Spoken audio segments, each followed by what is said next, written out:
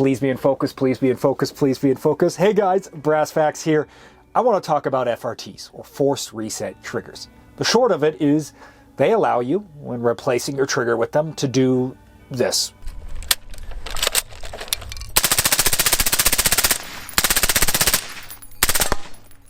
The long of it is, as the name implies, it's a trigger that sort of force resets the trigger, allowing you to essentially do semi-automatic fire very rapidly, giving simulated FA fire. Real quick editing brass facts here. It's worth noting, if you're very straight-laced, the first FRT initially got seized by the ATF as being an MG, but that later got upturned. Now, it's impossible to know if that's going to be the case going into the future, especially how it looks on camera. But yeah, viewer discretion is advised. This is not legal financial advice. I don't know. Proceed at your own risk. Now, up to this point, and probably a big reason why you're seeing so much content in very short order about this stuff from all of your favorite gun tubers, is that before this, FRT triggers kind of sucked. Big time. They were very finicky, required a very specific amount of force, and if you went over that, you'd bind up the mechanism, and on top of that, you typically would want to tune the gun in order for it to work optimally. And by and large, I just viewed it as a toy. However, the two triggers I've reviewed recently and are quite new are the Super Safety, specifically the aluminum one, and the Delta Team Tactical 3 Position. Both have been very reliable, very plug and play, and very dummy proof, for the lack of a better term. Essentially, all you're doing is you're installing it and then running it like you would run a trigger typically, and you get the glories of FRT. So that's what I want to do today. Not necessarily talk about FRTs specifically, but talk about the different use cases that it can unlock, because I think this has a very large potential to completely change the game, what prepared citizens have access to. So we're going to cover kind of an ever-increasing complexity use case for FRTs, where I found them to be useful, where I found them to not be useful, some pitfalls, and more. So that's what we're doing today from the Brass Vac Vanmobile. This video was brought to you by Blue Alpha, with myself, Hop, and Ryan all owning Blue Alpha belts well before they decided to sponsor us, and they're just that good, being both lightweight and durable, and of course, stylish as hell. To throw a little bit of shade in this ad section, my 511 equivalent belt only lasted about 2 years, at which point I bought a Blue Alpha belt. And, on top of that, Nova sometimes uses a Blue Alpha dog leash. She's a good girl though, and she doesn't actually need a leash to heal, but you know, hey, I get a ticket if she doesn't wear it in a city. Blue Alpha thus is the Nova Group approved belt manufacturer of choice. Let's start with the most straightforward use case of an FRT. You put it into your GPR, that's it, you're done. Assuming you're using a Super Safety or a Delta 3 position like me, we have Semi and FRT mode, meaning the opportunity cost is the cost of the trigger, and downgrading to something that is slightly better than a broken-in mil-spec trigger in semi-auto. So basically nothing, and how you'll typically run the rifle 99% of the time. In return for this, we get access to FRT mode, or Super Safe. We ran this on a whole range of setups, as we had 2 lowers to play musical chairs with. Both setups ran Springco Blue Springs, with an H1 for the Delta and an H2 for the Super Safety, with 1,800 and 3,000 rounds respectively, no issues. My only word of warning when buying an FRT is comparing it like buying snacks or candy at the grocery store. When you go, do you buy candy because you know it's going to be much cheaper than overpriced snacks at the gas station, thus you might as well buy a bunch now? Or do you combat your very human nature and not buy it because you know you're just going to devour the entire family-sized bag of candy in an afternoon flat and then still need to buy some at the grocery store? This is a lot like that.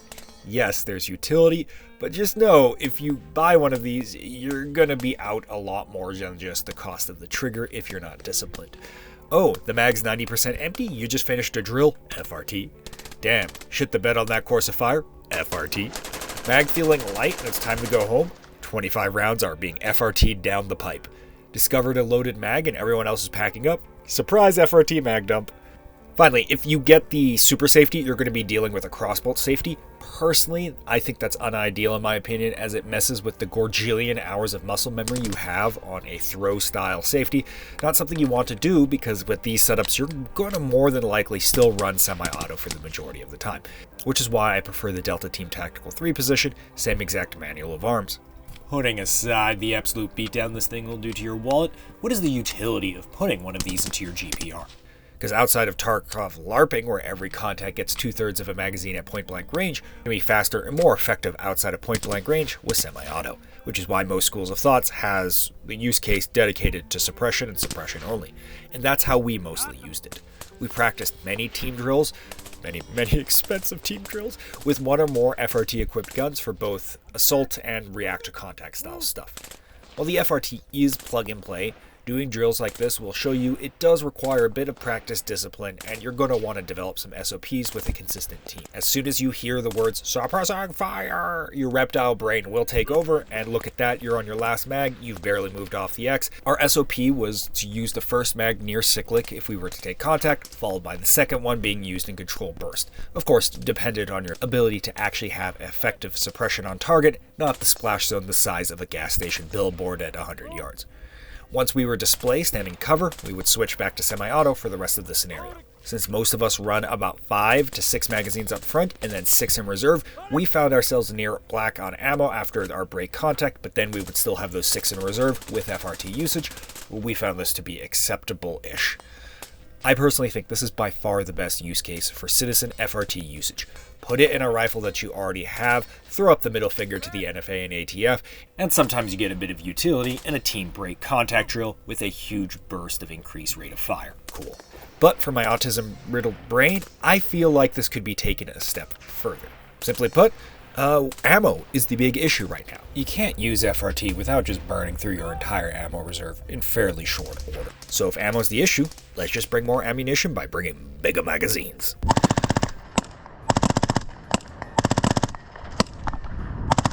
Move left! Move! Moving!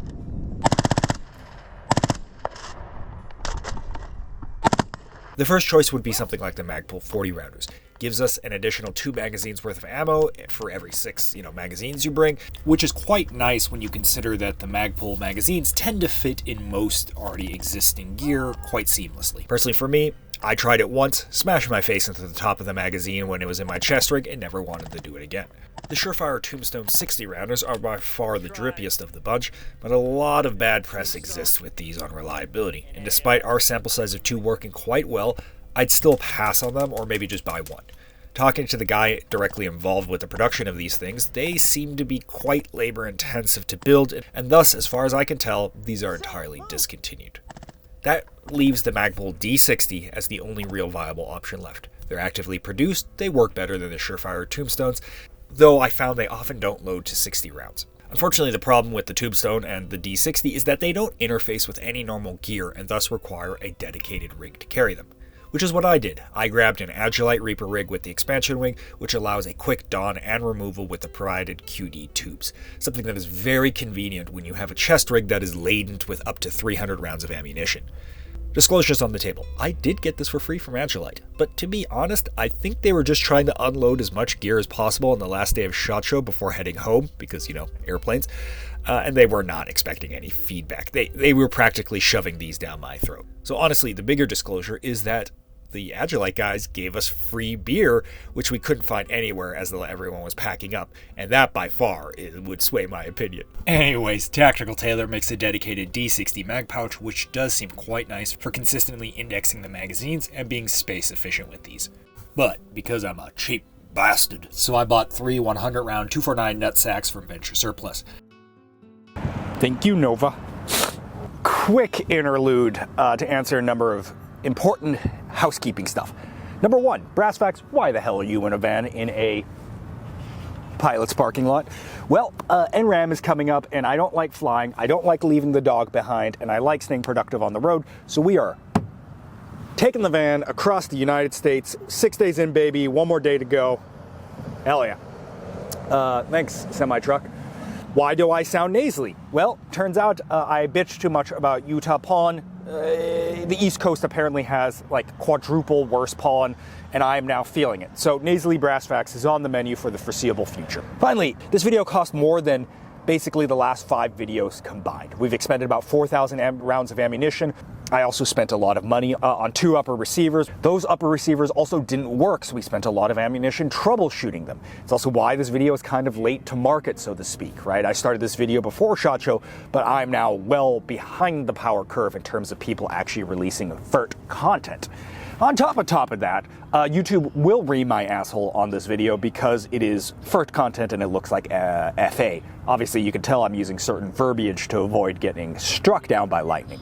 But on that note, for the first time, something I really don't like doing, but I'm going to take a second sponsor on this video. So, no further ado, this video is also sponsored by Venture Surplus.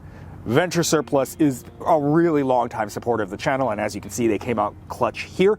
But, you know, perhaps fittingly, they are a good fit for this video. For example, the chest rig I made is completely configured using surplus pouches. And it's not just the pouches you see on there. Initially, I bought a bunch of very tight-fitting, those 100-rounder pouches, and they kind of fit the nut sacks and absolutely don't really fit the D60s without it just plopping back out. So then I bought a new set of pouches.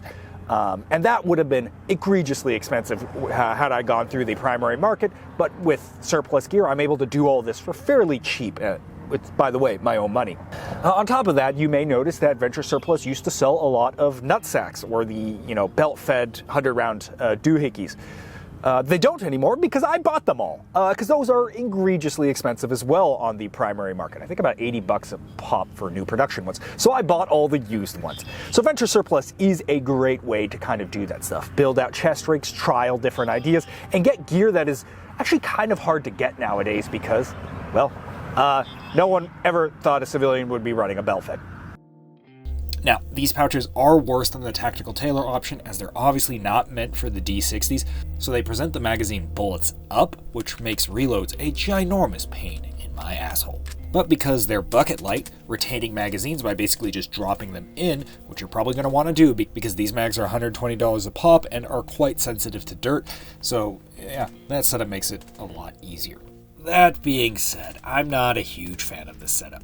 For starters, D60s, while not necessarily unreliable, they do sometimes have feeding issues. They also occasionally have the potential to turn into a tic-tac dispenser if the springs or bullets bind up, completely taking the entire magazine and the ammo with it out of the fight. As boring as it is, just running a double-stack magazine setup like Chris did here is roughly the same amount of ammo, without the hassle while containing most of the benefits, especially if you're actually really good at reloading quite fast. What the fuck are you doing? Warming up my mechanics gloves. How hot is this right now? It's way Whoa, too hot. it's so hot. I can hold it here and I feel it on my face. So where does that put us? Well, now we have ammunition no longer holding us back with GWAT-esque 10 magazine setups, and we can put some serious firepower downrange. Until we realize our gun is getting hot. Really, really hot.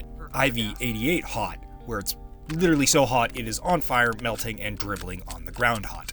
As an aside, remember back when ammo was so cheap that basically every YouTube channel did burn down videos for views? Yeah, mostly just views. That's the face of a happy man. 240 rounds down the pipe in 6 minutes, followed by a reserve of 6 magazines, is going to sail right past the Army's recommended 15 rounds per minute rate of fire. And multiple manuals and warning issued during the GWAT indicate that 140 rounds in under a minute is well within the threshold of a cook-off. A cook-off being where the chamber temperature is enough to self-ignite the propellant, causing the gun to shoot itself without a trigger press. Which, unless you're going for YouTube rage bait clicks, is typically considered undesirable. Our previously mentioned SOP will likely be hitting that 140 rounds per minute in our initial react to contact, something that has some historical precedent. During the GWAT, SOCOM dudes were cooking off rounds on their M4s during small unit break contact situations as they would dump multiple magazines back to back. This would eventually lead to, indirectly, the SCAR program being conceived to fix this issue. Only for them to realize that putting a slightly thicker barrel solves basically that problem outright, hence, the SCAR 16 not really going anywhere, the SOCOM profile barrel, and heavy use of HK416s. That brings us to the infamous civilian IAR concept, which basically follows exactly in this footstep. The red right-hand upper is a great example of this. Beefed up H-bar barrel, a sort of heat sink to both increase cooling and further increase the thermal mass, as well as a reinforced gas tube to further prevent heat-related blowouts. And you got your Civ IAR at home. This thing is quite impressive, and recently it survived one hell of a torture test, kind of dying at about 1100 rounds, though the melting aluminum or metal might dissuade you from using it well before that point. But yeah, the point stands, it went through well beyond what a reasonable round count would have been, even in the most clusterfucked break contact drill of all time. My only criticism is the word recce in the name. Why is this called recce? Recce is so 2019. Come on. Yeah, actually, brass tacks conspiracy theory right here. Because Red Right Hand gives out upper receivers to YouTubers, they know it's going to get reviewed, and if they put recce in the title instead of LMG, they're going to get way better YouTube SEO and algorithm performance. So because recce's in the title, the product's going to do better because, well, the YouTube video's going to do better. Yeah. Hey, nice marketing. I didn't really want to drop $1,400 on an upper I probably wouldn't be using all that much outside of the review, so I bought a CAC left-hand eject setup upper just so I could hand it to my right-handed friends to demonstrate the fun of being a left-handed shooter in a right-handed world. Oh, also to demonstrate potential fail points of stock DI AR-15s during high round counts. Later, I would upgrade it with a beefy boy barrel that I just happen to have lying around for a couple of years now, and a Hera Arms thick gas tube and adjustable gas block for my red right-hand upper receiver at home. But the CAC didn't work at all, so I skipped that and just started using my 11.5 again. Regardless, when I've seen red right-hand uppers and homebrewed IAR setups, the capability is quite impressive when paired with an FRT. We're not quite in the land of dedicated MG, but for most use cases, we're close enough. These are more or less slightly heavier general-purpose rifles, and thus can flex between operating at 140 rounds per minute while also functioning as a good semi-auto rifle within the team, which ironically seems to be the path of the modern actual IAR in the Marine Corps, with these very much being deployed as rifles, first and foremost, with the capability of burning it the fuck down. But with D60 setups coming up short, and our rifle still fundamentally being a carbine with dressing, we are still very limited in how we can use these. So let's take that final step. That's right, I bought a motherfucking belt fed.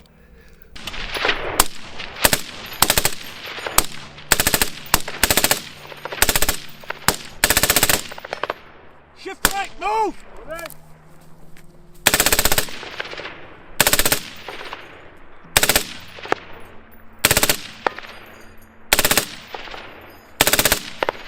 Yeah, so I saw the MCR, the belt fed, on Utah's version of Tac Swap, and yeah, well, we might as well commit all the way, right? Now, to be sure, owning one of these is a journey of suffering, money burning, and frustration, and I'll have a whole video on it. I would not recommend buying one of these on impulse unless you know what you're getting into. But the key here is that the Fight Light MCR uses an AR-15 lower receiver, and thus we can throw a FRT in it, allowing for belt fed to be used as God intended. The setup itself is quite impressive, eclipsing the military's 249 in many ways. You can rapidly pulse 2 to 4 round bursts, unlike the 249, which tends to just jam if you do very short hyper bursts, making it quite usable at 40 yards and in against point targets, even when shot unsupported. In fact, a number of people that have both have said the MCR is actually consistently more reliable than the 249 SAW. And of course, because it's using a FRT, we can switch to semi-auto, making it further blend into the rifle role, allowing semi-automatic shooting. Though, if you're going to be doing that, I still recommend an IAR. This thing is like 15 plus pounds, and that somehow still recoils more than any 5.56 gun I own, thanks to the OSHA violation that is the rage of a compressed MG34 spring being held back by nothing other than a buffer retainer. Anyways, we can properly utilize that chest rig setup I mentioned earlier to get a base loadout of 500 rounds. Hell yeah. And still feed from the 6 magazines in my pack, as the MCR is both a top and bottom loadable weapon, putting us at 700 rounds on tap with this loadout. Now that's impressive. When we finally get to shooting, the thick boy barrel combined with a very beefy short stroke gas piston means heat mitigation, while certainly still absolutely a thing, especially since this is a closed bolt weapon, is significantly mitigated. And if you're really having a bad day, or perhaps the other way around, you're giving someone else a really bad day, the MCR comes with perhaps the single most important feature for this use case, a quick detach barrel. Slot a new one in, reset your chamber pressure back to ambient temperature. Once you get the setup working, it becomes very apparent how much more lead is going downrange even compared to an IAR setup, unlocking many use cases. You can of course use it like I have as sort of a primary within the squad to massively increase the amount of firepower available to it, especially once you figure out reloading this thing at speed, making hits unsupported, and of course laying into the trigger from an impromptu stabilized position. You as a single dude will single-handedly have more firepower than the rest of your team. There's also added utility of the 249 and Mark 48 being actually quite decent at vehicle defeat relative to what you can carry on hand, short of upgrading to an anti-material round, as you're able to dump either 100 or 200 rounds of continuous fire in a very short time window, which is very relevant as vehicles tend to be rapidly moving and presenting a very short window of engagement.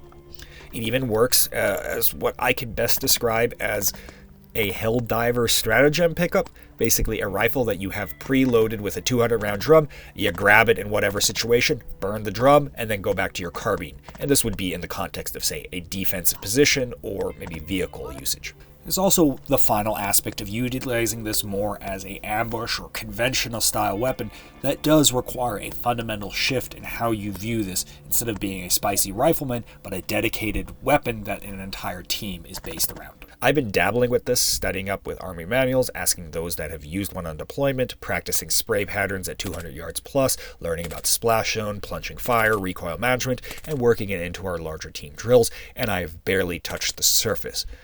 We even have a 249 gunner who has recently found himself with a lot of free time, but that is a very long way off, and frankly, I'm the last person on earth that should be talking about something like this to an audience, so we'll leave that part out and use your imagination. So in closing, there is a lot of potential here with the FRT if they remain on the books. It is a very exciting thing in the development of what is civilian legal capability, be it in a simplistic role of a no downsides add-on to a GPR, to a dedicated IR setup which allows you to put way more fire down range, or a balls to the wall setup, quite frankly one of the most fun I have in a while, belt-fed setup. Before I send you off, I perhaps want to offer a counterpoint that look at stuff like this and say, cool, party trick, and then ignore it, thinking it's silly, LARPy, or whatever, and that this will never ever be useful or needed. And while I will never ever tell you you have to own one of these, in fact I would recommend not going down this path, I think, even if these capabilities never get used, it's important to establish this as the norm of what citizens should be able to have and train with, either for us, should we ever need it, or for the next generation to keep that capability alive, should it ever be needed. Because that's what the Second Amendment is all about.